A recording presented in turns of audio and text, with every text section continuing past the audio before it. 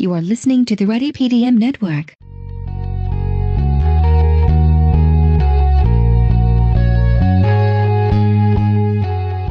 This episode of Ready Product Radio is brought to you by Under 10 Consulting. Does your organization rely too often on individual heroics to get the products released? What if instead your team could systematically manage your products and services with just fewer than 10 living documents? Under 10 guides you to a minimal process with brief artifacts, simple templates, and ready-to-use worksheets.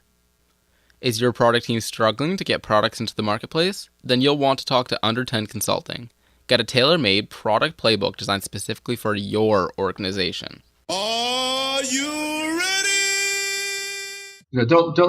Never be a victim. A lot of companies didn't really know how to build relationships with large firms when they're on the small firm side of the table. Imagine a pyramid where acquisition is at the top and sort of the ecosystem is at the base.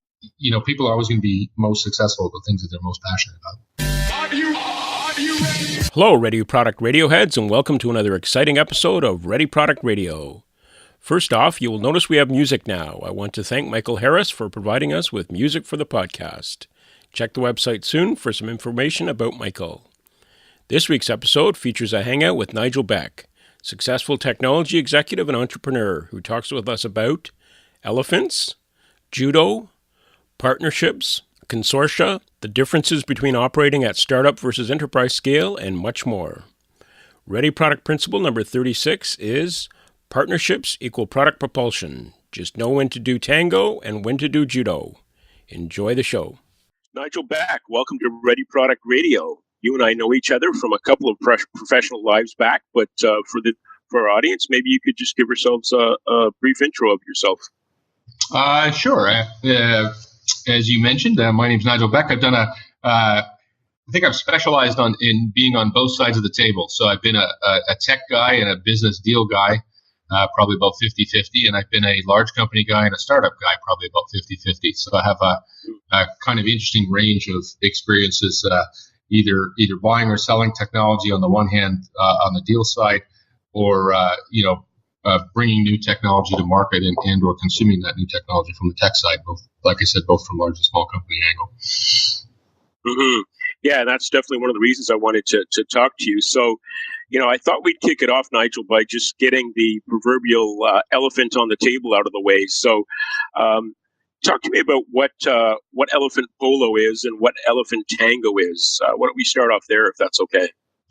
Yeah, so that's an idea I've been working on for a little while. I've called it a couple different things. One is the elephant polo, elephant tango name. Another is partner judo.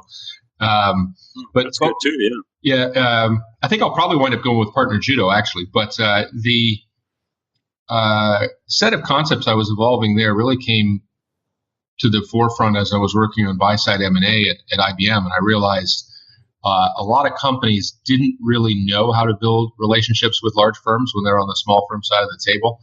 And at least from the chair I sat in, there seemed to be a lot of things that they could do to make their lives easier. So I was trying to articulate what those things might be. And, often as a smaller firm, you're tempted to think, geez, the other guy's got all the advantages. But,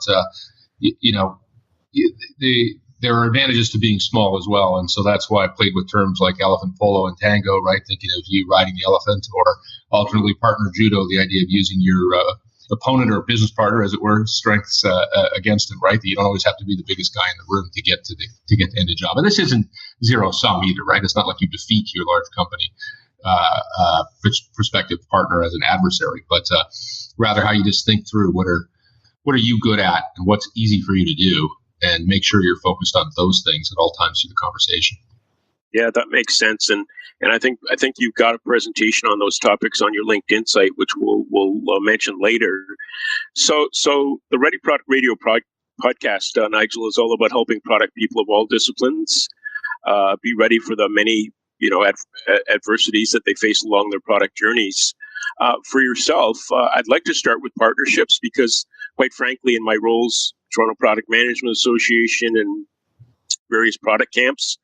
Partnerships isn't a topic that you hear discussed a lot, and I know you've got a lot of really good experience there. So can you maybe just talk a little bit about what you see as the critical success factors to partnerships, how you identify them, how you grow them? Share some of your lessons learned there. Sure. I guess there are many ways, there are many kinds of partnerships, right? I mean, one way to think about it is, imagine a pyramid where acquisition is at the top and sort of the ecosystem is at the base, and you'll do one acquisition every year or two or something like that. If you're at a larger firm, and you might do hundreds of sort of ecosystem, low touch partnerships at the bottom of that pyramid. And so I think there's a variety of things that help you be successful at using partnerships to build out a product strategy. One is to understand where you're playing in that pyramid. Obviously, if your product's at an alpha level, maybe you're not ready to go sign up hundreds of people to your API, for example. At the same time, when your product's at an early stage, you may also not be ready for a deep kind of alliance, especially with a larger firm, because they're going to essentially, one way to think about a larger firm from the standpoint of a product manager is it's a distribution engine. It's a photocopier. So if your product's still a hand-drawn facsimile where you're using the pencil and eraser to move the lines around every time you sell it, it's not going to work too well in the photocopier. So you sort of have to think through those things. And then there's sort of an adjunct space of forming or joining industry consortia, which can be a critical aspect of a product strategy for distribution, for removing barriers to entry, for taking away someone else's profit zone by making an industry consortium that makes it free, and all those kinds of things. So there's a whole bunch of tricks of the trade from the partnership standpoint that should be part of the product manager's arsenal. Yeah. So let's unpack a couple of those. And I can certainly speak from my own career that I've had some experiences in a smaller organization, partnering with an Oracle, some company of that size. And you quickly realize that they can throw 10 people and meeting you to death. And then all of a sudden you've got no time to focus on your core business. Is that kind of one of the pitfalls to watch out for? Yeah, very much so. I think, oftentimes, the partnership strategy from a small firm does get led out of the product team, sometimes in partnership with a sales or channel team. And there's kind of a sense that you really want to meet with the product team on the other side of the table. And I actually don't think you should necessarily even do that. Of course, always meet with everybody. Yeah, right. That's you never want to burn relationships and so on. But you have to sort of put yourself in the shoes of the large company product manager and think about what he or she does all day. And for the most part, what that person does is think about how to fine-tune their distribution system against already deployed targets supported by investment dollars that are also fully deployed. So that person doesn't have a lot of time to think through what your widget is or does and to guess about whether that's going to be a good investment. So oftentimes the faster way through the cycle is a little bit counterintuitive. Sure, meet with those people and everything, but look to see how you can spend your time creating a common customer. And sometimes that's even done via you make a demo of your product working with theirs, without even talking to them. They've got an API that you can access. You don't really even need to have a conversation. You can just create that demo. Sometimes a great hack is that their marketing department will be talking about their large company product plans, at various venues, and they'll be seeking proof points. And you may be better off being the demo of that proof point through the marketing department than trying to go straight at the product strategy guys back in headquarters, who indeed will typically meet you to death. Mm-hmm. Yeah, I know. One stop in my career worked for a small insurance technology organization, and we always salivated at getting into the IBM sales machine, right? Because we thought, okay, here we can just grow and go nuts. But you quickly find out it's not that easy. Like you say, there has to be value on both sides, and we found it really hard to get the attention of IBM. You really have to package it well for them, just like you say. they're locked and loaded. So if you're not ready for them, they'll move on and work with somebody else. Yeah, that's right. I think, another thing I've noticed where people stumble in this voyage is especially, the smaller and earlier the firm is, the more you've been used to talking to early adopters and people who are like early adopters, for example, investors. In other words, people who are interested in spotting the new trend and to whom you need to show off your expertise and where you moved along the path, And once you go talk to the IBMs and Oracles and so on of the world, those aren't the people you're talking to. They're not expert trend spotters. And you can waste a lot of time talking about your stuff. The better thing to do is go understand what their message is and what their challenge is and talk almost exclusively about that. And a lot of people have asked me, well, how do you know what their message and challenge is?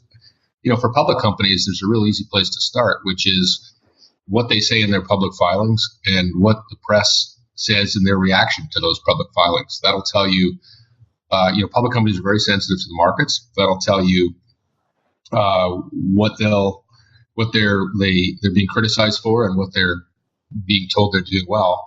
And that starts to give you a window into thinking about how you can help them be better at the stuff that they're good at and fill the holes in the stuff that they're bad at in the demo that you're going to create of your stuff working together. And I think the demo, by the way, is super important. I think going in with chartware is great, but that'll put you into the position again of getting tied up in internal meetings. You want to go in with the demo that the marketing guys and the prospective joint customers can look at, not the chartware.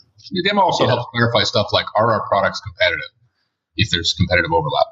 No, here they are demoed together. They're not competitive. See? Very simple things like that. Yeah, so I guess it's not as simple. Like a lot of people would think, okay, the small guy is looking for the distribution reach of the big guy. The big guy might be kind of stifled internally in terms of bureaucracy and looking for some of the agility and nimbility, if that's a word, of the small guy. But I think you're saying it needs to be a little more nuanced than that. It needs to be thought through to a second or third level there. Yeah, again, imagine how many phone calls these guys are getting, right? So, you and I are talking over a unified communications product now, video and voice over IP. Imagine just how many of those companies that operate in that space are pitching the product manager of this product or any other related competitive product, telling them that they can improve the audio or enable annotations or do whatever adjunct to the core function. It's not that you're absolutely right that those big company product managers are looking for that agility and so on. They just don't have time to sort through all the inbounds. And their biggest worry is how well the thing will execute in the channel. So my advice is just go direct to that. Go direct to worrying about channel execution. And it has the perverse effect of the early deals, the small companies actually doing all the work. So you're kind of going, what a great distribution system this is. I'm doing all the work to bring IBM leads, Yeah, exactly. But exactly. That's how you're getting the thing off the ground is instead of wasting your time in internal meetings. And the great thing about that is let's say your theory doesn't work out, right? Your chocolate doesn't sell with their peanut butter. You've at least spent your time talking to customers, so maybe you've developed some new potential leads for your product independently. Yeah, exactly. And my experience that I was mentioning earlier, I think the other thing is if you're the smaller guy, managing your own leadership's expectations and how long an IBM partnership cycle might take, because I think a lot of CEOs of smaller shops might look at it as a quick win, right? Okay, I'm going to solve my sales problem by getting in with IBM and not realize it could take 18 to 24 months, like you say, to get to that channel execution mode, right? Yeah, that's a good point. The board of the small firm can be another thing that actually kills the deal. Exactly. The reason is they often, depending on the kind of board you have, they might be both looking for unrealistic time horizons, but also really putting a lot of pressure on papering the deal. And in my view, papering a deal is all about how much margin you're going to give away. So why are you leaping to try and figure out how to give away margin before you've even got a proof of value proposition? And if you think about royalty prepay can be attractive to help you with your burn rate, that's true, but you can't recognize that revenue till it's earned out. and you can't IPO off an unearned out royalty prepay either.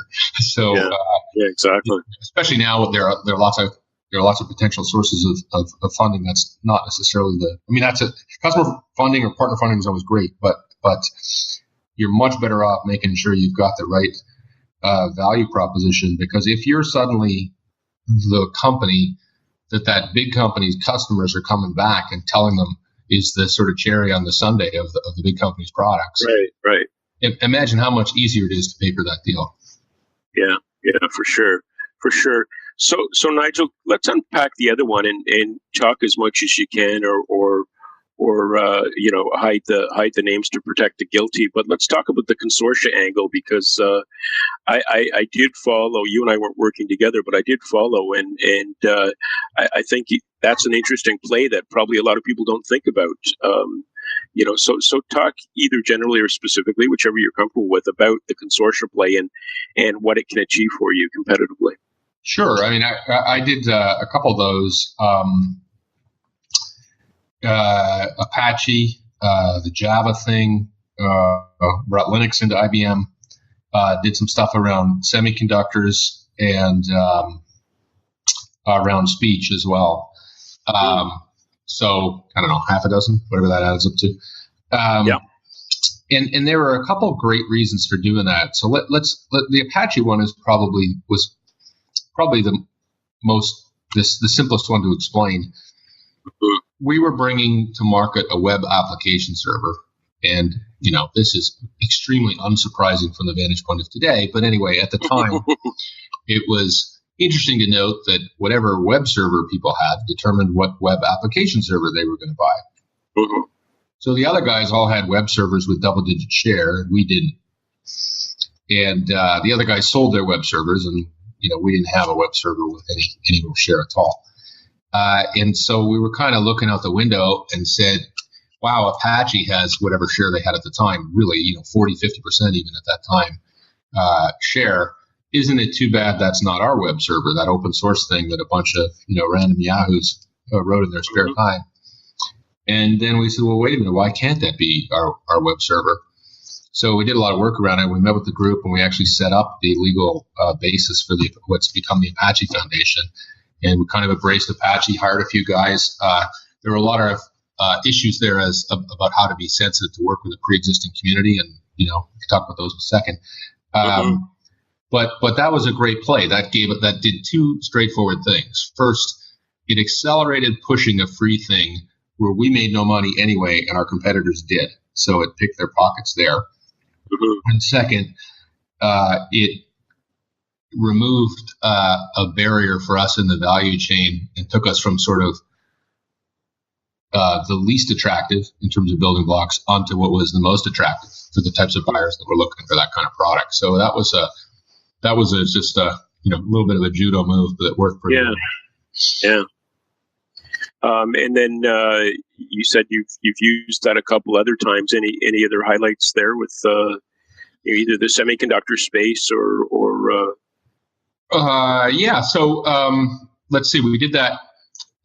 Java and Linux were variations on that theme. Obviously, Java was not an open foundation. It was one that was controlled by Sun, and we did a lot of work to add value to that standard and so on, and make sure that it was a viable alternative for essentially .NET back in the day. Right.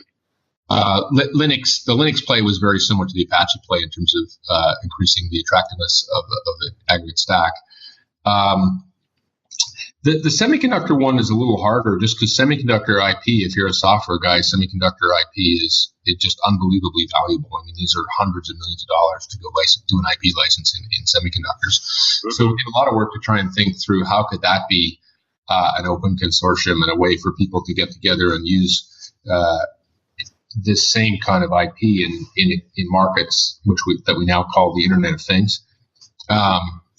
And that led to some interesting successes, using essentially server IP in automotive and stuff like that. But the distribution system there was much more complex. You couldn't just look at it and say, hey, if we remove that one building block, it's all good. Right. Voice XML was a similar effort. It was really looking at how you could build speech applications, and at the time, speech applications were particularly prevalent in the call center world. And the problem was that the foundation of the call center world was sort of a cacophony of conflicting national standards to intersect with the telephony foundations.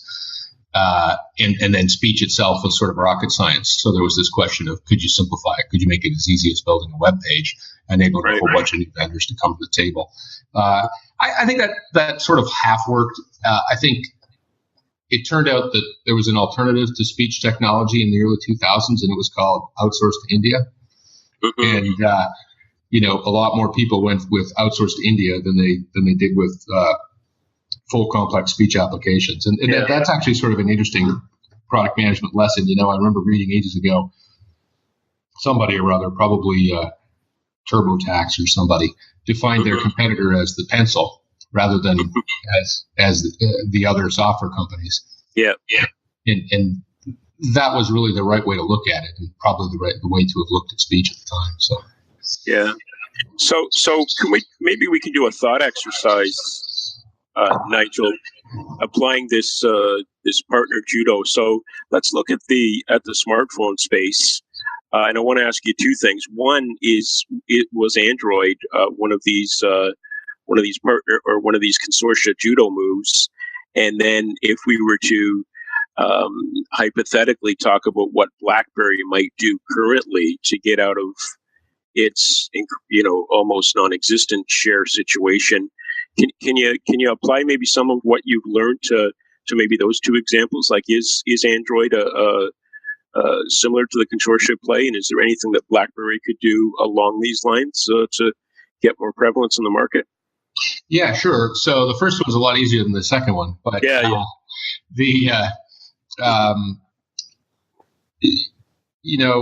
Google makes a ton of acquisitions, and I know some of the guys over there who do those acquisitions.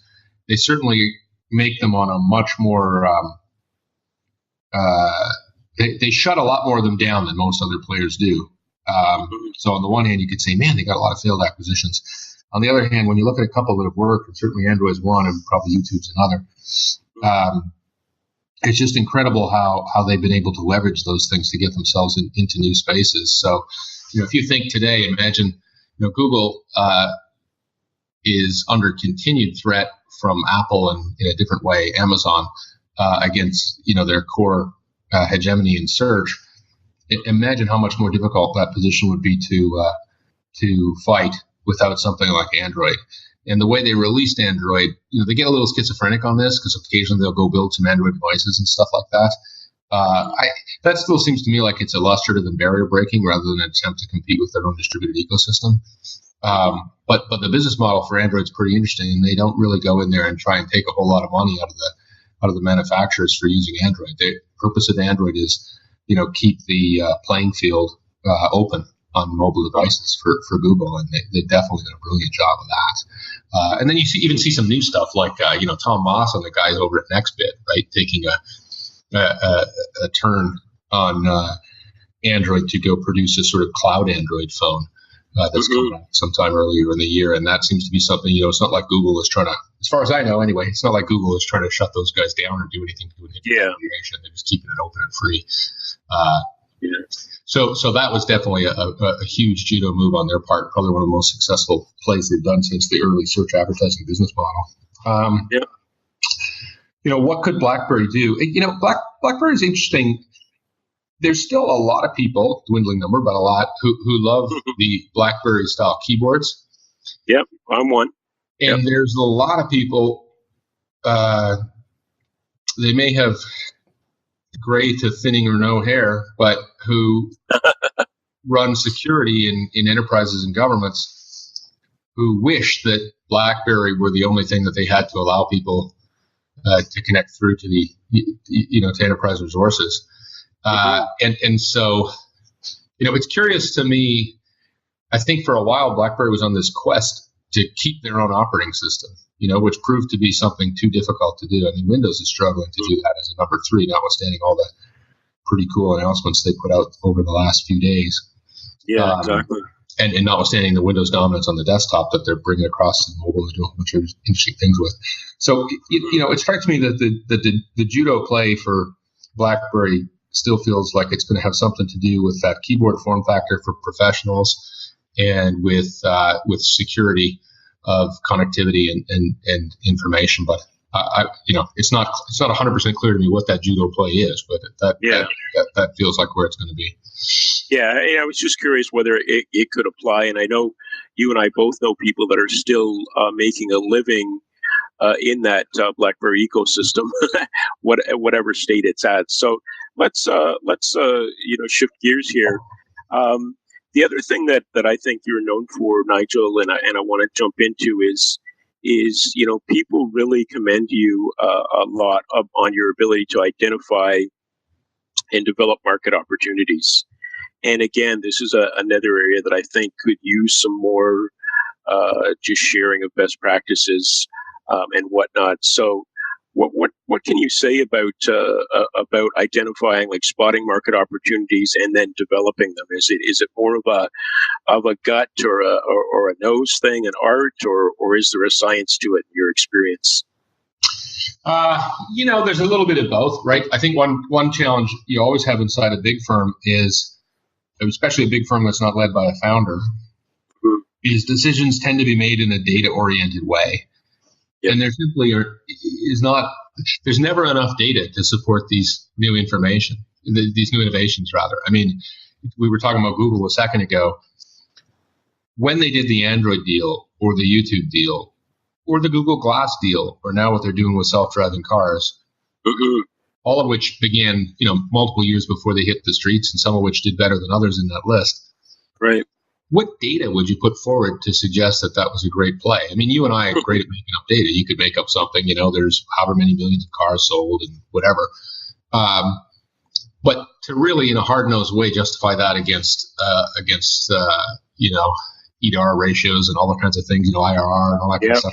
Yep. That's extraordinarily hard to do. I like to think, there's certainly a number of people here in San Francisco, Silicon Valley, that have an awesome track record of this sort of thing. And, Peter Thiel's book, 0 to 1, I think Peter's a really interesting thinker, not just the way he thinks, but how he expresses what he says. May have some of the greatest recent thoughts on the matter that I've seen. One of which is to say, what are some of the things you believe to be true that almost everyone else thinks are false? Mm-hmm. Nice. He says that's one way to unlock what might be a major innovation, right? Because you might be wrong, but you're right that has transformative potential. And then the second is to think through. I think it's often very hard to think what will happen 1 year from now, or 2 quarters from now, or 6 quarters from now.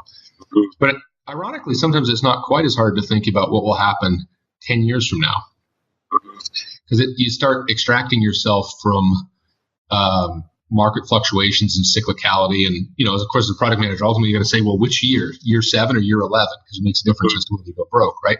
But just when you're trying to identify trends, what will happen 10 years from now or thereabouts? And for example, in today's world, it seems reasonably likely that 10 years from now, things like drones and self-driving cars that are, until very recently, the provenance of cartoons, are going to be pretty prevalent. And I think, the on-demand economy, which right now is basically Uber for X, right? Push a button and the driver picks you up, or a pizza comes to your house, or box of tights so that you can continue washing your clothes. Yep.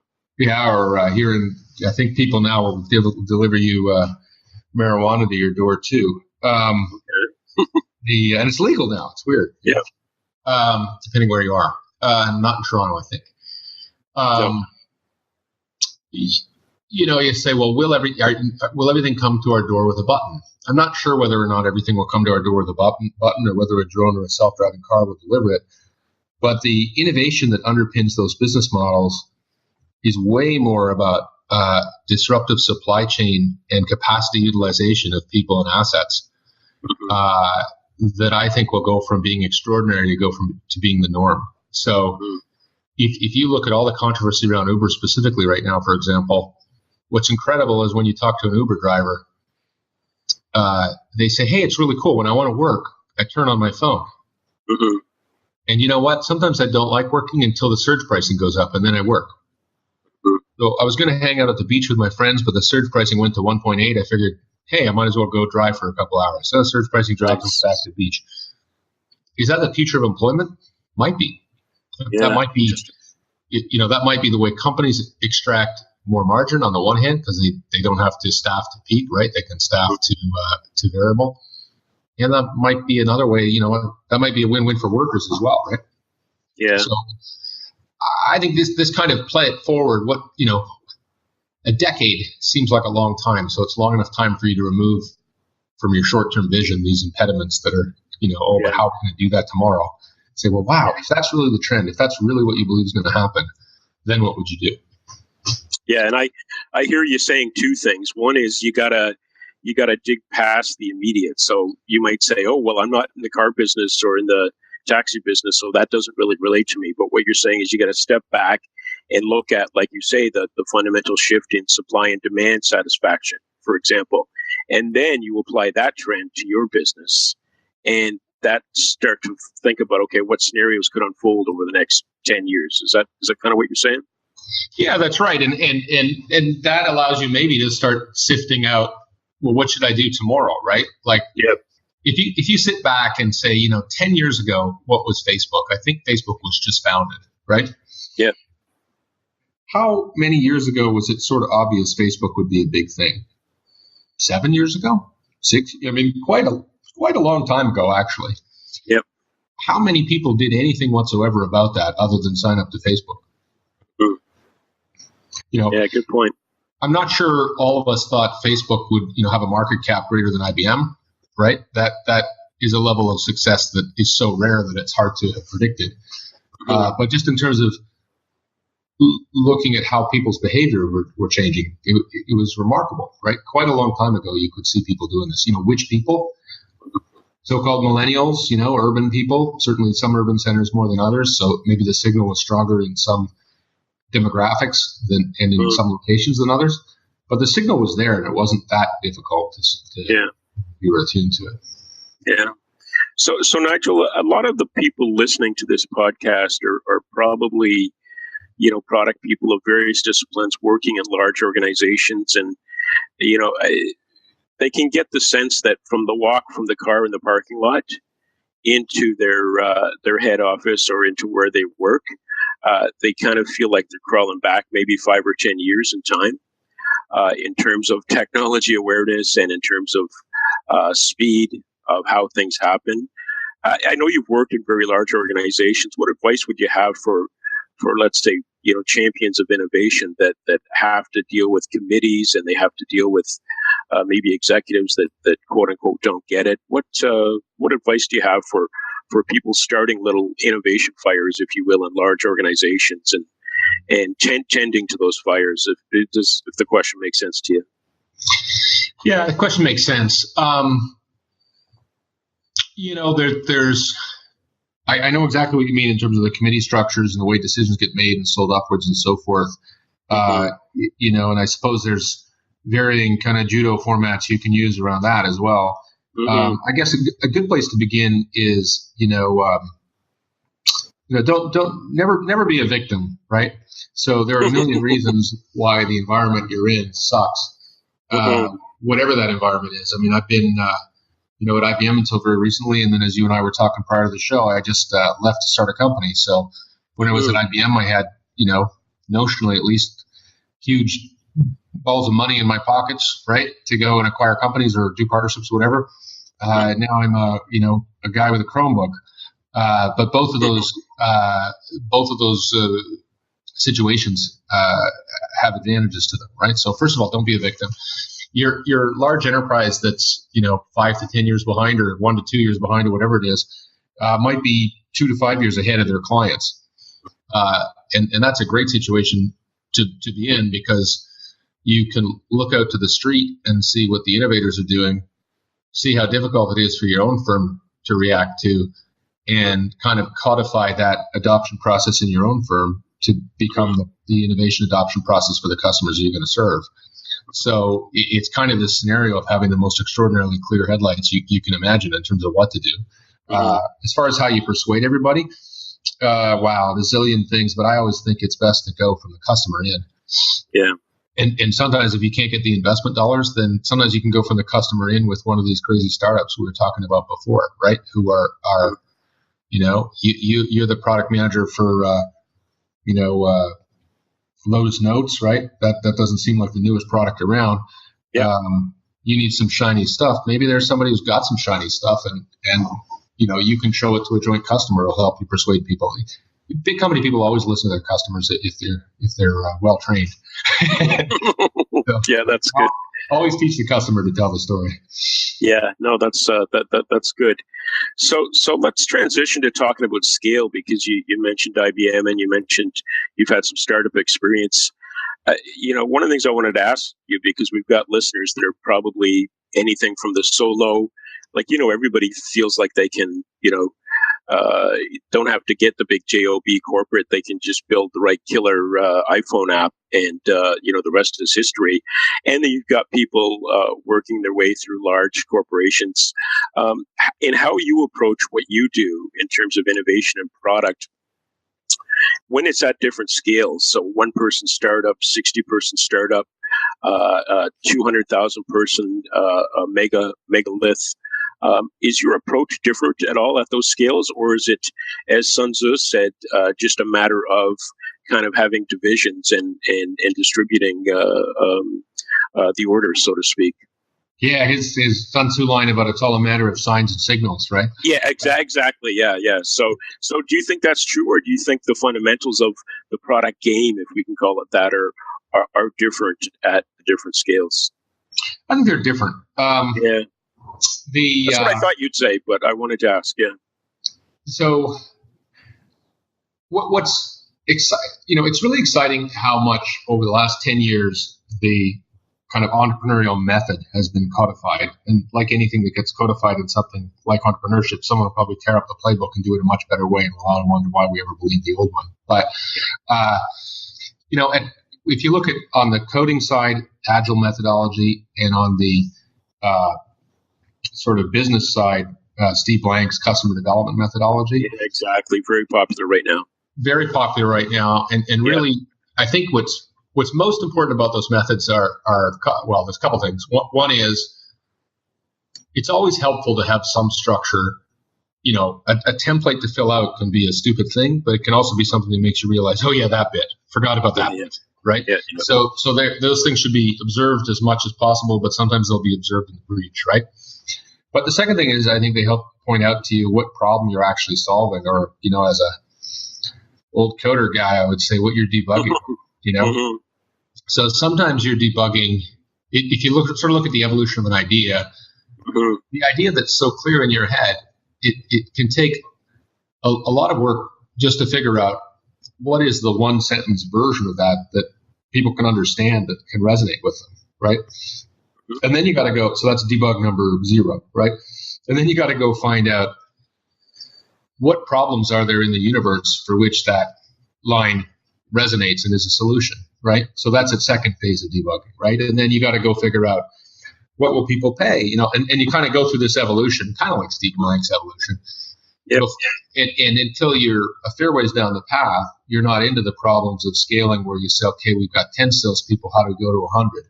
Which gets you more into the Sun Tzu science and signals thing and consistency of method and all that kind of stuff, and depending what kind of distribution channel you put in place and so on. Mm-hmm. So I think it is different in that sense, in that you're solving something different at each point along the scale, and at each point you could get to step 5 and fail and have to go back to step 4 and realize the failure at step 5 means step 4 failed too, so you're back to step 3. Mm-hmm. I think the biggest problem large organizations have is they're institutionally often incapable of thinking about the concept of failing along the way. Yeah. So you can wind up running down the road with an idea that you're like, wait, step 3 failed. What are you doing? Yeah. And how do you get out of that one? I don't know. That's hard. Nobody likes to talk about how they made a mistake and how that's going to mean you're going to what do you mean we're not going to ship? Yeah. We pre-sold that, One of my favorite, I used to read Fast Company a lot, and one of my favorite articles I still remember, it was probably 15 years ago, was Funerals for Failures. And I always thought that was brilliant, because you're right, how much energy, in the history of tech has been wasted on just everybody being unwilling to just say, yeah, that didn't work, so let's bury that, move on. So yeah, that's a good point. Yeah, it's incredible. Some firms are great at this. Some there's two edges to it, right? We were talking about Google earlier. They shut down Google Glass, for example. They have a tendency to shut down a lot of stuff. That can make big customers a little nervous. Yeah, exactly. Yeah. So there's two sides to that, and there's good reasons why companies are loath to shut things down. But still, it's important. Yeah. So Nigel, I want to be respectful of your time here.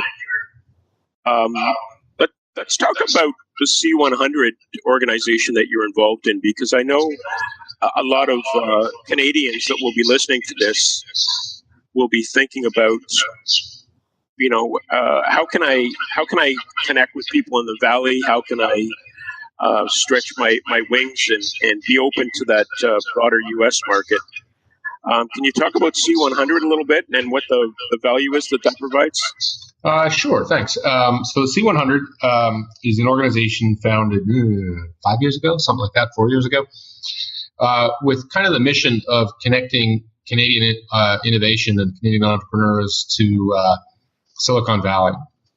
And it's not just a small company entrepreneur thing. There's a number of larger firms that are involved. So, if you think about Kik, a recent, I think they're now a unicorn. They're a early member of the C100. On the other hand, very large firms like Bank of Montreal and Royal Bank and Magna and firms like that are involved in leveraging the C100 to connect innovation in the Valley. So there's a spectrum of ways people can use the organization.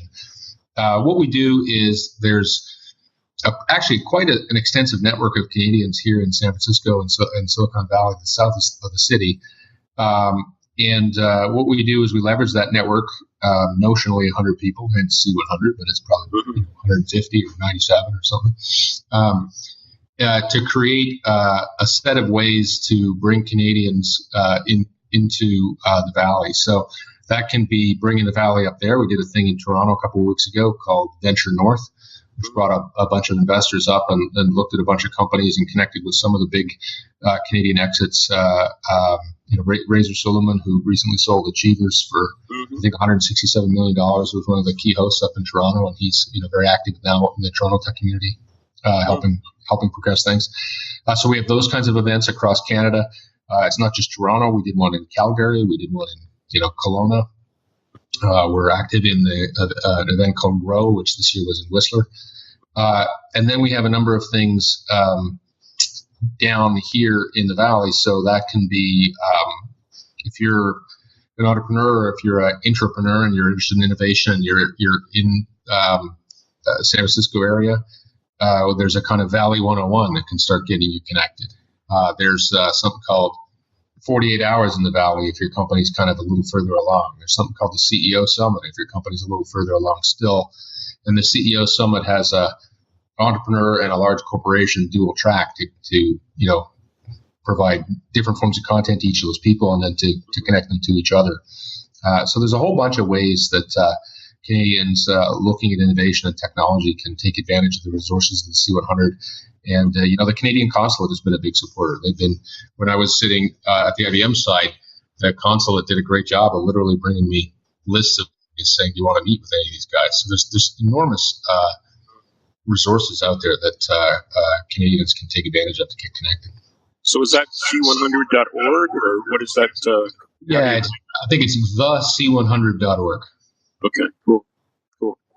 So listen, we're almost up, Nigel. A question I like to ask everybody, a lot of our listeners are younger product folks earlier in their careers, and it's kind of becoming a cliche question, but I think a useful one. So if you were to go back and talk to your 20 or 25-year-old self, that Greek language major, if I remember correctly.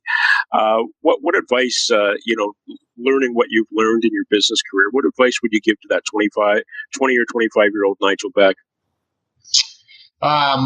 Well, there's two kinds of advice, right? There's the things that we could never predict that would happen, but knowing that they've happened, you would tell people to do certain things. And then there's the more general stuff. So let's stick to the more general stuff. I think, I think people should do their highest risk things within the set of things that they'd like to do as soon as possible, because the sort of opportunity costs of those not working out are at their lowest. Obviously, everybody has different risk tolerances. You might, even though you're earlier in your career, you might have, fewer resources from a family standpoint, or need to support people to pay off debts or whatever. So your definition of high risk might not be the same as the other guys. But it's not the other guy's definition that matters. It's your own definition. Do the highest risk things on your list. Some of those things maybe you realize at the beginning or halfway through you don't have the skills to do. So go get the skills and come back to them if in fact you still want to do them. Yep. But I think that's super important, because those are the things that, like I said, first, you can afford to take the risk, and second, that may bloom into being the things that you're most passionate about. And people are always going to be most successful at the things that they're most passionate about. Good advice. So as we wrap up here, Nigel, what's next for you? Anything more you want to mention about this new venture you mentioned, or what's next for Nigel Beck on the product path here?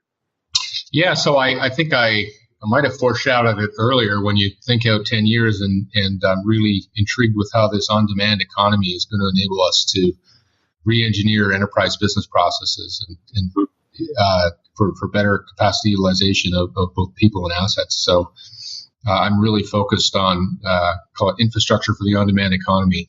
How to apply those lessons from on-demand to large enterprise business processes. So I'll leave that as a teaser. Those who want to learn more can reach out. Cool.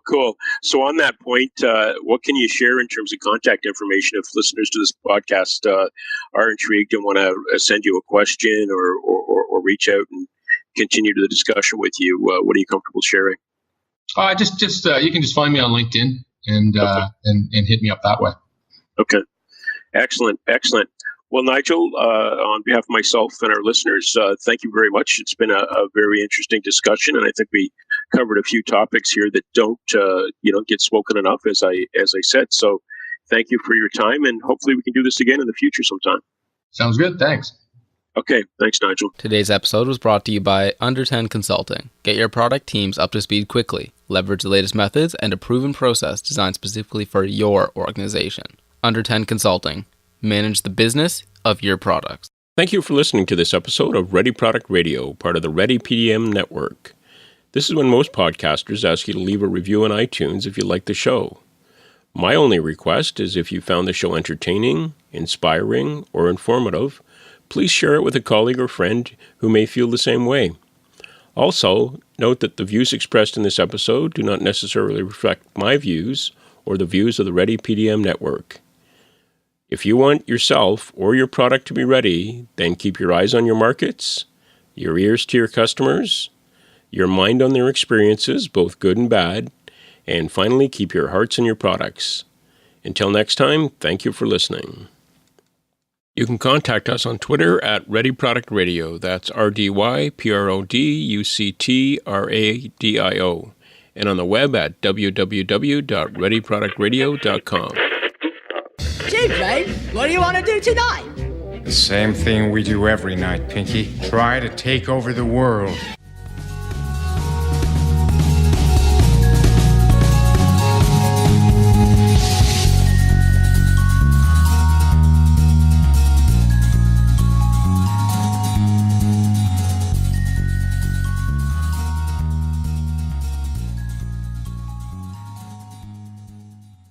You're still here? It's over. Go home. Go.